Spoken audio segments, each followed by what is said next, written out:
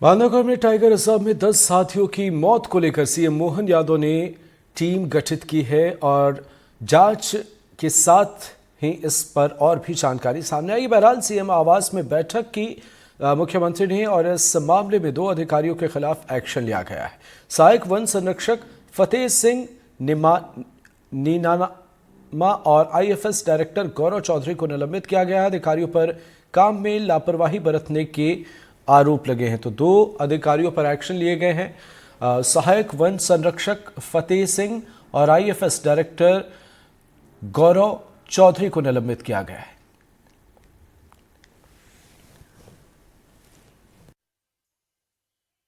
अब ये बड़ी संख्या में हाथियों का आना और खास करके सीधी उमरिया इस जिलों में बड़ी पैमाने पर इनकी अपनी मौजूदगी दिख रही है।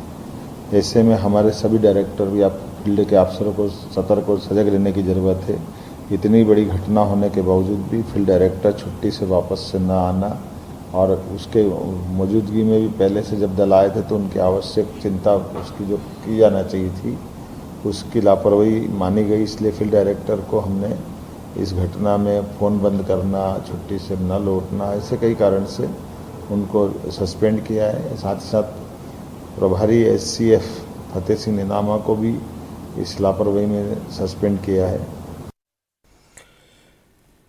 क्या है अपडेट समझते हैं, हमारे रेजिडेंट एडिटर अनुराग द्वारी हमारे साथ जुड़ गए हैं। सर, क्या है इस मामले में एक्शन लिए गए हैं और आप पूरे अपडेट आपसे समझना चाहेंगे। देखिए, जो गौरव चौधरी हैं ये भारतीय वन सेवा यानी इंडियन फॉरेस्ट सर्विस के अधिकारी हैं 2010 बैच के, और यही बांधवगढ़ टाइगर रिजर्व के डायरेक्टर हैं। इनकी अनुपस्थिति में फतेह सिंह नीनामा जो प्रभारी वन संरक्षक थे वहां पर, और फतेह सिंह नीनामा वो शख्स हैं 2022 में बांधवगढ़ टाइगर रिजर्व में एक हाथी की मौत हुई थी और संदिग्ध परिस्थितियों में उसको जला दिया गया था, उसके अवशेष मिले थे। इस मामले में भी उन पर शक की सुई गई थी। अब ये बहुत गंभीर मामला है क्योंकि फतेह सिंह नीनामा पर ये आरोप लगे हैं कि उन्होंने जानकारी मिलने के बावजूद कोई भी प्रभावी तरीके से कदम नहीं उठाया और सारा काम अपने अधीनस्थ यानी अपने जूनियर कर्मचारियों पर छोड़ दिया। वहीं दूसरी तरफ जो गौरव चौधरी भारतीय वन सेवा इंडियन फॉरेस्ट सर्विस के अधिकारी हैं, वो छुट्टी पर थे लेकिन उन्हें सूचना दी गई, इसके बावजूद वो काम पर नहीं लौटे। और दूसरा, उन्होंने अपना मोबाइल फ़ोन तक ऑन नहीं किया, यानी जो वरिष्ठ अधिकारी उनसे बातचीत करना चाह रहे थे, समझना चाह रहे थे, उनसे भी बातचीत नहीं की। तो 2 वरिष्ठ अधिकारियों पर बांधवगढ़ टाइगर रिजर्व के 2 गंभीर बातें हैं जिनके बाद इन दोनों पर कार्रवाई हुई है, क्योंकि मुख्यमंत्री डॉक्टर मोहन यादव शुरू से इस मामले में कह रहे हैं कि बहुत सख्ती बरती जाएगी, जिसका नतीजा ये हुआ है कि शुरू में कुछ बहुत ही जो जूनियर कर्मचारी हैं बांधवगढ़ टाइगर रिजर्व के, उन पर कार्रवाई की बात की जा रही थी, लेकिन अब कार्रवाई ऊपर से शुरू हुई है। तो साफ तौर पर जो 10 हाथियों की मौत हुई है, देखिए मध्य प्रदेश में हाथी नहीं थे, 1920 से के बाद से यहाँ पर हाथी नहीं दिखे थे। 1987 में सरगुजा जो अब छत्तीसगढ़ का हिस्सा है वहाँ पर हाथी देखे गए, और जब मध्य प्रदेश का विभाजन हुआ तो मध्य प्रदेश के पास बमुश्किल 6, 7, 10 हाथी रहे होंगे।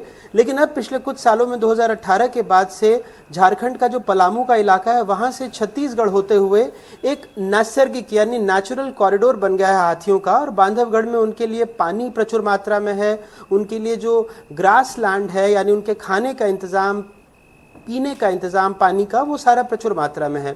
तो अब वहाँ पर लगभग 60 से 65 हाथी बताए जाते हैं जो मध्य प्रदेश की कुल आबादी में, लेकिन अब आप सोचिए कि लगभग 15% हाथी एक इस दुखद हादसे में, अब चूंकि मौत की असली वजहों का मुख्यमंत्री भी कह रहे हैं कि पोस्टमार्टम के बाद ही पता लगेगा, क्योंकि कुछ अधिकारियों ने पहले ही कह दिया कि कोदो में फंगस लगी थी, ये वजह हो सकती है, कुछ कह रहे थे कि पेस्टिसाइड छिड़की गई, इसकी वजह हो सकती है।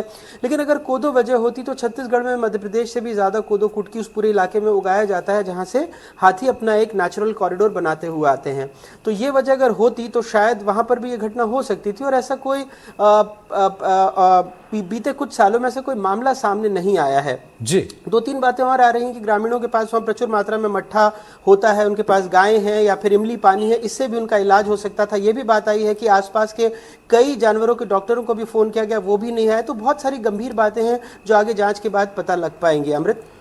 बिल्कुल आपने ठीक कहा और बहुत बहुत शुक्रिया इस मुकम्मल जानकारी के लिए। बड़ी बात यह है कि अभी तो मुख्यमंत्री ने इस मामले में जांच टीम के साथ बैठक की है, पर एक्शन से ऐसा लगता है कि अभी आगे और भी चीजें नजर आएंगी। बहुत बहुत शुक्रिया। हमारे रेजिडेंट एडिटर अनुराग द्वारी हमारे साथ जुड़े और उन्होंने अब बताया कि क्या है हालात और इस मामले को लेकर क्या कुछ चीजें चल रही हैं। आगे बढ़ते हैं। उमरिया में हाथियों के हमले से 2 लोगों की मौत और बांधवगढ़ टाइगर रिजर्व में हाथियों की मौत, दोनों ही परिस्थितियां इस वक्त सरकार के लिए चिंता का विषय बनी हुई है। वन राज्य मंत्री दिलीप अहिरवार ने मृतकों के परिजनों से मुलाकात की, उन्हें सांत्वना दिया और 8-8 लाख रुपए के चेक दिए। देखिए हमारी खास रिपोर्ट।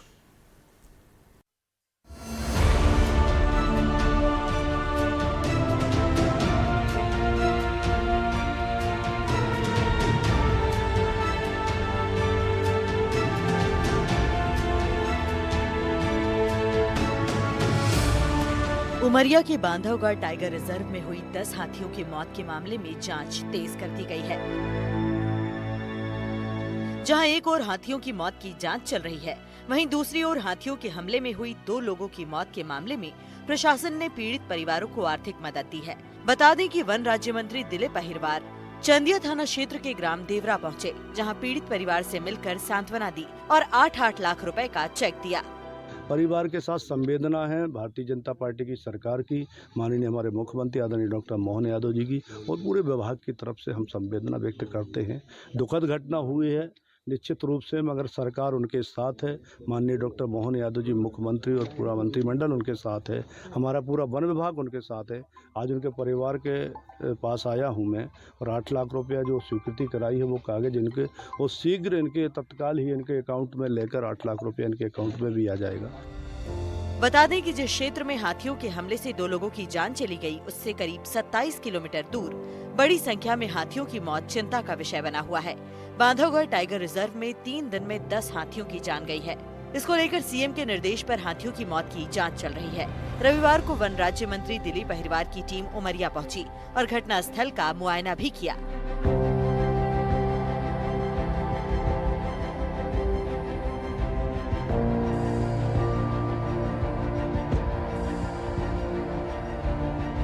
एक तरफ हाथियों के हमले से 2 लोगों की मौत और 2 लोग घायल हुए हैं, दूसरी तरफ हाथियों की मौत। दोनों ही परिस्थितियां गंभीर बनी हुई हैं। हाथी के हमले को रोकने के लिए सरकार लगातार कदम उठा रही है, इसके बावजूद हाथियों के हमले हो रहे हैं।